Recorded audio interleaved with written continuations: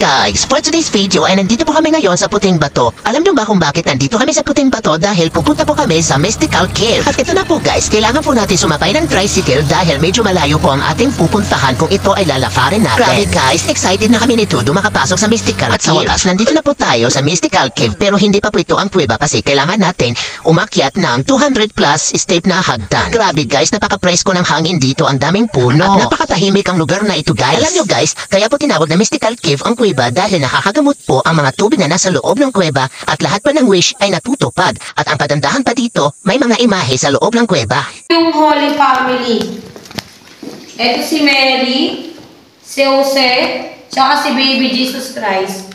Holy Family. May candle po ba kayo po? Meron po. May dahil madaming gumaling, tsaka natupad yung wish nila. Ito yung stalactite, tinawag na stalactite ceiling. Stalagmite round. Bale, 1,000 or millions ago, nagdidikit yung stalactite, tsaka yung stalagmite, nagiging column. Bale, ito yung first image, yung Pieta. Ito yung pinaka-shape ng mukha ni Mary. Ito yung mata, ilong, bibig, likod, ito po yung tuhod, yung binte. Palong niya dyan si Jesus Christ. Ito yung ulo, yung katawan, Pieta. Yan yung namatay si Jesus Christ nung binabasa sa cross. Ito yung ano siya, yung Saint Anthony de Padua. Sa shadow lang po kayo tumingin.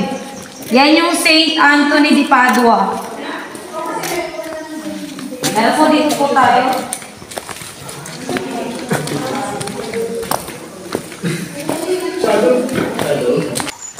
Pero ito po, pag gusto niyo po mag-overnight or sa mga kakilala niyo na gustong kakaibang prenup, di po photoshoot, wedding venue, pwede po dito. Opo, pwede mo ina po ba? Ito po yung Black Nazarene nakaiga po. Black Nazarene.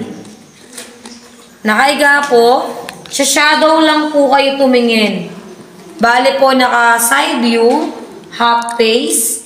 Ito po yung pinakang noo, mata, ilong, bibig, baba, leeg, dibdib, braso, kamay. Ito po yung tuhod, yung binte, yung paa.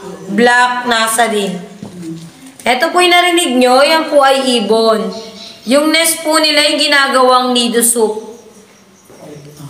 Yung sa Chinese soup po. Opo. Ang iba po, ang tingin po dito ay Chinese Buddha. Ang iba po, Thailand Buddha. Yan po yung Buddha.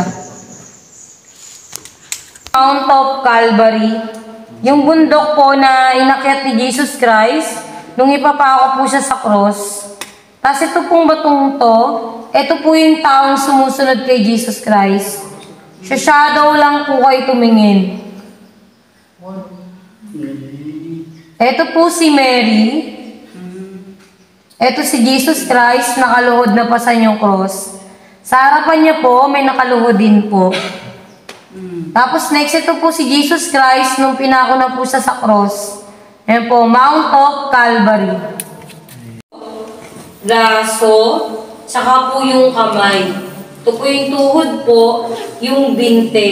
Dito po kayo mag-wish ng for peace of mind. Tapos next, ito yung God the Holy Spirit. Ito yung pinakang ulo.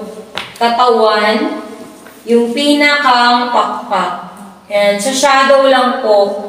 Kasi ito yung God the Son. Balik po nakasandal po siya sa dingding. Ito yung pinaka-shape na mukha niya. Ito yung mata, ilong, braso, katawan, braso, kamay.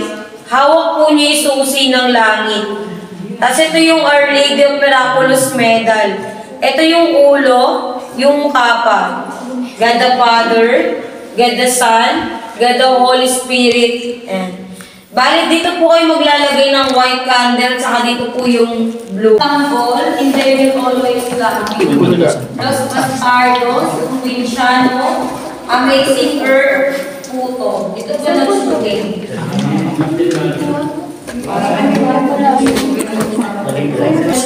Dito eh. Dito po yung dressing room. Pagkatapos niyo po maligo, pwede po kayo magbihes.